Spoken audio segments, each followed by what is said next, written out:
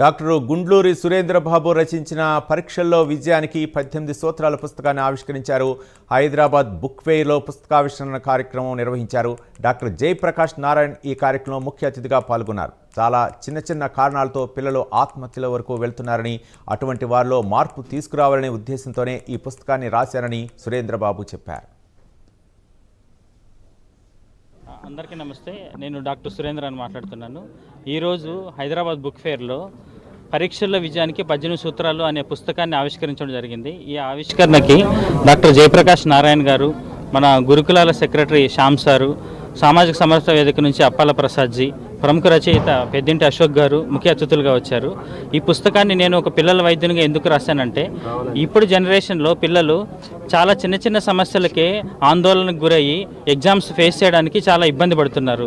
చాలా చిన్న కారణాలు అంటే మీరు న్యూస్ పేపర్లో చూస్తుంటారు, మీడియా మిత్రులందరూ కూడా తెలుసు, నచ్చినట్టు కటింగ్ చేయించలేదని చెప్పి, దీపావళికి పటాకులు కొనియలేదని చెప్పి చాలా చిన్న కారణాలకి పిల్లలు ఆత్మహత్య అంత దూరం వెళ్తున్నారు. సో పిల్లలకి మెయిన్ లైఫ్ గోల్ ఏంటంటే హ్యాపీనెస్.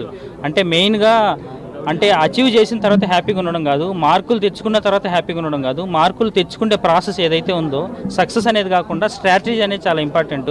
మనం వెళ్ళే మార్గాన్ని ఆనందంగా ఉంచుకోవడంలోనే మన ఆనందం ఉంది అనే విషయాన్ని, ఇది జ్ఞానభూమి, అహం బ్రహ్మాస్మి అంటే నేనే భగవంతుని అని చెప్పుకుంటే పరిస్థితి నుంచి చిన్న కారణాల వల్ల ఆందోళనకు గురయ్యి చిన్న పరీక్షలనే మనం ఎదుర్కోలేకపోతున్నాము. అసలు మనిషి మేధస్సులో లెస్ దాన్ 1% మనం యూజ్ చేస్తున్నాము. 5% వరకు యూజ్ చేస్తేనే ఐన్స్టీన్ అంత గొప్ప వాళ్ళం కాగలము. సో మనకున్న కెపాసిటీ ఏంటి, మనం పెర్ఫామ్ చేస్తున్నది ఏంటి, ఈ మధ్యలో చాలా డిస్పారిటీ, చాలా గ్యాప్ ఉంది.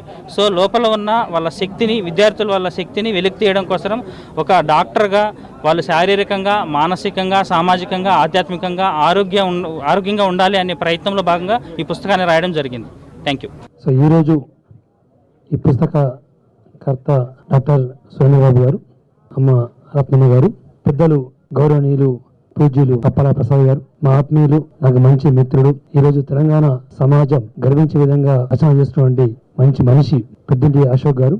చాలా మంది పాఠాలు చెప్తా ఉంటారు, ఆ పాఠాలతో తగ్గట్టుగా వాళ్ళకి జీతం వస్తూ ఉంటది. కానీ పాఠం ఎలా చెప్తున్నాను అని చెప్పి తనగానే ఎగ్జామ్ పెట్టుకున్న తెలంగాణ మొట్టమొదటి వ్యక్తి మా పెద్దింటి అశోక్. ఆ చావిడిలో కూర్చొని మొత్తం ఊరందరూ పిలిచి మా స్కూల్ ఎట్లా ఉంది, పాఠం ఎలా చెప్తున్నా, మీకు అనుమానం ఉన్నాయా అడగని చెప్పి తనకు తాను లిట్మస్ టెస్ట్ లాగా పెట్టుకున్న వ్యక్తి అశోక్ గారు. సో వారి సమక్షంలో ఈ పుస్తకం ఆవిష్కరించడం చాలా గొప్ప విషయం. అంటే పిల్లల గురించి పిల్లల డాక్టర్ కంటే ఇంకెవరు బాగా చెప్తారు. సురేంద్రబాబు గారు MD పీడియాట్రిక్ చేశారు, పిల్లల మనస్తత్వాన్ని దగ్గర చూస్తా ఉన్నారు. సో వారు ఈ పుస్తకం తీసుకోవడం చాలా మంచిదిగా నేను భావిస్తా ఉన్నాను. పుస్తకాలు సాధారణంగా 3 రకాలుగా ఉంటాయి. మనకేం టైం పాస్ కానప్పుడు ఏదో ఒక పుస్తకం చదవాలని చెప్పి కాలక్షేపంగా కొన్ని కబుర్లు చెప్పడానికి పుస్తకాలు తీస్తాం. కొన్ని పుస్తకాలేమో మన జీవితాన్ని మారుస్తూ ఉంటాయి.